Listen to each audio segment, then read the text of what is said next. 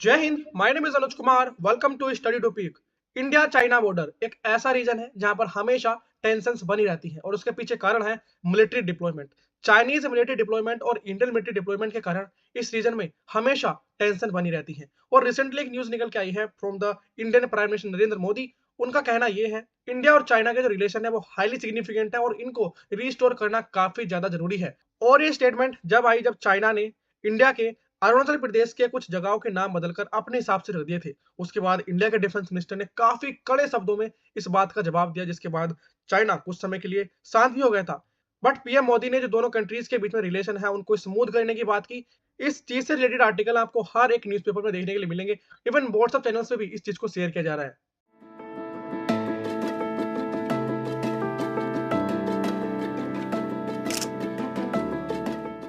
नरेंद्र मोदी जी ने साफ साफ अपने शब्दों में कहा है कि इंडिया और चाइना के रिलेशन को अर्जेंटली एड्रेस करना काफी ज्यादा जरूरी है, क्योंकि इसकी वजह से जो दोनों कंट्रीज हैं उनमें कहीं ना कहीं अनबन बनी रहती है और अल्टीमेटली दोनों कंट्री का जो ट्रेड है उस पर भी इसका काफी नेगेटिव इंपैक्ट पड़ता है।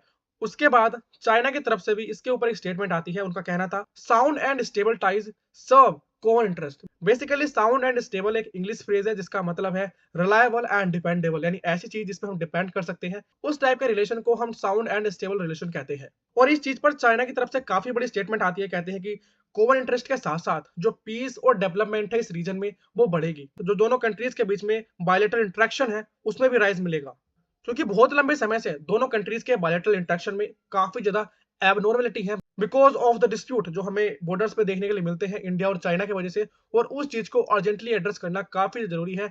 इस चीज को नरेंद्र मोदी काफी स्ट्रेस देकर कहते हैं। इसकी वजह से ये नहीं है कि इंडिया और चाइना के जो रिलेशंस हैं वही अच्छे होंगे, इस रीजन में पीस आएगी, बट अल्टीमेटली वर्ल्ड में भी इससे काफी बड़ा इंपैक्ट पड़ेगा। क्योंकि इंडिया और चाइना वर्ल्ड की कुछ ऐसी इकोनॉमीज है जो काफी ज्यादा जो वर्ल्ड की जीडीपी है उसको कंस्ट्रक्ट करती है। इवन आप यहाँ पर देख सकते हैं यूनाइटेड स्टेट्स के बाद चाइना वर्ल्ड की सेकंड लार्जेस्ट इकोनॉमी है और वही इंडिया वर्ल्ड की फिफ्थ लार्जेस्ट इकोनॉमी है। अगर दोनों कंट्रीज के बीच में रिलेशन होंगे, ट्रेड अच्छा होगा, तो इंडिया फिफ्थ से कब थर्ड पे पहुंच जाए पता नहीं चलेगा।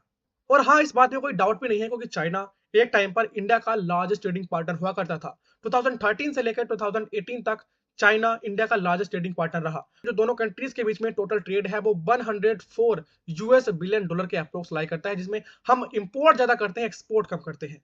तो इस चीज को भी बैलेंस करना काफी ज्यादा जरूरी है।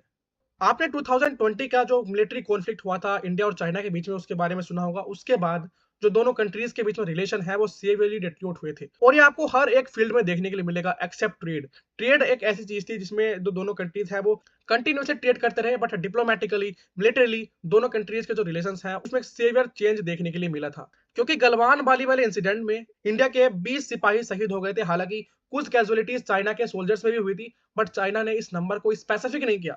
कुछ चाइना कुछ बताता है, इंडिया कुछ बताता है, तो इस नंबर को अनस्पेसिफाइड रखा गया। बट कैजुअलिटीज तो चाइना में हुई और इस चीज में नुकसान हुआ दोनों कंट्रीज का। ऐसा बिल्कुल भी नहीं है कि इंडिया और चाइना के बीच में जो डिस्प्यूट्स है उनको रिजोल्व करने के लिए कुछ नहीं हुआ। अब तक 21 राउंड हो चुके हैं कोर्प्स कमांडर लेवल टॉक्स के, जिसमें इंडिया के सीनियर मिलिट्री ऑफिशियल्स और चाइना के सीनियर मिलिट्री ऑफिशियल आपस में बातचीत करते थे ताकि इस स्टैंड ऑफ को रिजोल्व किया जाए। अगर आप मैप में देखो तो गलवान वैली वाला जो रीजन है, इवन हॉट स्प्रिंग, पेंगंग सो, ये इतने सारे रीजन है जिसके वजह से जो लद्दाख वाला रीजन है कंप्लीटली अंडर टेंशन रहता है, क्योंकि चाइना की मिलिट्री डिप्लॉयमेंट की वजह से और इंडिया की मिलिट्री डिप्लॉयमेंट की वजह से ये पता नहीं होता कि कब रीजन में डिस्प्यूट हो जाए। हालांकि रेयरली देखने के लिए मिलता है, बट हो सकता है कि ऐसा कोई डिस्प्यूट हो। तो इस डिस्प्यूट को सोल्व करने के लिए इंडिया के पीएम ने काफी बड़ी स्टेटमेंट दी है, जिसकी वजह से दोनों कंट्रीज के बीच में जो पीस है वो आ सकती है डिप्लोमेटिकली, और मिलिटरली जो रिलेशन है वो इंप्रूव हो सकते हैं। बट ये जब कॉन्वर्सेशन हो रही थी तो पीएम मोदी से क्वाड के बारे में पूछा गया। क्वाड के बारे में आप सब जानते होंगे, एक ऐसी ग्रुपिंग है जो बेसिकली चाइना को काउंटर बैलेंस करने के लिए बनी थी। तो इस पर पीएम मोदी ने अपनी स्टेटमेंट दी कि US, Australia, Japan, India, China ऐसे कंट्रीज हैं जो कई सारे ग्रुपिंग में शामिल है जैसे G20। बट इंडिया और चाइना भी एक साथ बहुत सारी इंटरनेशनल ग्रुपिंग के पार्ट हैं, जैसे SC और ब्रिक्स, जो काफी बार हमें न्यूज में सुनने के लिए मिलता है। दोनों कंट्रीज उसका पार्ट है। फिर क्वाड में क्वेश्चन क्यों राइज होता है कि ये बनाया गया चाइना को काउंटर बैलेंस करने के लिए। अगर आप देखो जो इंडो पैसिफिक रीजन है वो काफी इंपॉर्टेंट है। अगर आप इसको कह दो कि engine of the global trade, तो इसमें कोई भी परेशानी नहीं है। वर्ल्ड के ट्रेड का एक लार्ज पोर्शन इस रीजन से कंट्रोल होता है और इस रीजन में बड़ी बड़ी इकोनॉमी जैसे यूएसए, यूरोपियन कंट्रीज, कनाडा जैसे कंट्रीज भी इस रीजन में अपनी प्रेजेंस को बढ़ाना चाहते हैं। अब तो इंडो पैसिफिक रीजन इंपॉर्टेंट है ही, बट फ्यूचर में इसकी इंपॉर्टेंस और भी ज्यादा बढ़ जाएगी। और अगर चाइना का जो बढ़ता इकोनॉमिक प्रेशर है, मिलिट्री अग्रेशन है इस रीजन में, साउथ चाइना सी में अगर बढ़ता रहा, तो हो सकता है कि इस रीजन को कंप्लीटली चाइना डोमिनेट कर ले, जिसकी वजह से इन कंट्रीज के जो कंसर्न है, इश्यूज हैं, वो कंप्लीटली डिनाई कर दिए जाएंगे। और ऐसा कुछ ना हो उसके लिए जो क्वाड ऑर्गेनाइजेशन है, क्वाड ग्रुपिंग है, वो बनाई गई थी। बट काफी बार ये क्वेश्चन भी अराइज होता है कि इंडिया और चाइना के बीच में जो कॉम्पिटिशन है उसके बारे में क्या।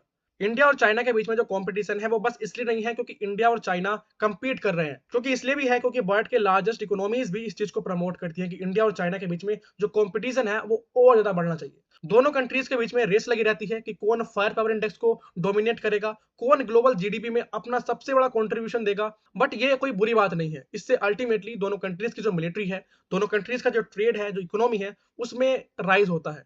और आज के समय इंडिया ग्लोबली कंसीडर किया जाता है for manufacturing world class goods.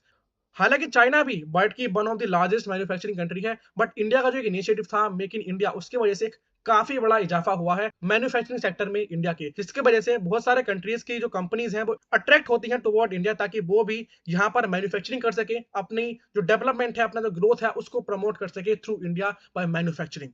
और आपने रिसेंटली स्टेटमेंट सुनी होगी कि यूएस के एक one of the prominent person ने बात की थी कि इंडिया एक परफेक्ट डेस्टिनेशन है। और ये बात गलत भी नहीं है, क्योंकि इंडिया एक ऐसा कंट्री है जो ट्रस्ट को देता है, एक रिजिलियंट सप्लाई चेन प्रोवाइड करता है जो भी इंडिया के साथ ट्रेड करता है। ये सब कुछ जो हमने देखा, ये वो था जो हम न्यूज़पेपर में पढ़ते हैं, आर्टिकल्स में हम पढ़ते हैं, but what about the reality? See for China, see for cheater, इस बात से मैं मानता हूं कि कोई भी डिसएग्री नहीं करेगा, क्योंकि इंडिया और चाइना के बीच में जो रिलेशन है उसमें चाइना ने इंडिया के साथ धोखा किया था, जिसकी वजह से 1962 में इंडिया चाइना वॉर देखने के लिए मिला। इवन गलवान वाली वाला जो इंसिडेंट था उसमें भी कहीं ना कहीं चाइना की तरफ से ही फॉल्ट थी। और जो पीएम मोदी ने स्टेटमेंट दी है कि दोनों कंट्रीज के टाइज को अर्जेंटली एड्रेस करना चाहिए, और बाद में चाइना की तरफ से भी स्टेटमेंट आई, बट आप देखोगे तो यूएस और चाइना के बीच में कुछ सिमिलर कन्वर्सेशन चल रही है ताकि रिलेशंस को इंप्रूव किया जाए। बट जो रियलिटी है वो इन कन्वर्सेशन से काफी परे है। और ये कोई नई बात नहीं है कि इंडिया और चाइना कह रहे हैं कि हम दोनों अपने रिलेशन को फिर से स्मूथ कर लेंगे, और ये पहले भी कई बार हो चुका है। और पहले चाइना ने जो कुछ भी इंडिया के साथ किया उसके एविडेंसेस हमें प्रीवियस रिकॉर्ड्स में मिलते हैं। और अगर चलो मान भी लेते हैं कि इंडिया और चाइना के बीच में जो रिलेशन हो गए वो शांति की तरफ बढ़ रहे हैं, बट आप देखोगे तो इस चीज में भी चाइना डोमिनेट करने की कोशिश करेगा। इंडिया का जो इंटरेस्ट है उसको कम आंकेगा और अपने इंटरेस्ट को आगे दिखाएगा, और जिसकी वजह से फिर जो दोनों कंट्रीज के बीच में तनाव है वो राइज हो जाएगा। आप इस बारे में क्या सोचते हैं? जो कुछ भी इस टाइम न्यूज आर्टिकल्स में छप रहा है उसकी वजह से क्या इंडिया और चाइना के रिलेशन में थोड़ी स्मूथनेस आ सकती है? क्या इस रीजन में पीस आ सकती है? जो कुछ भी आप इस बारे में सोचते हो प्लीज कॉमेंट सेक्शन में बता दीजिएगा। Thank you.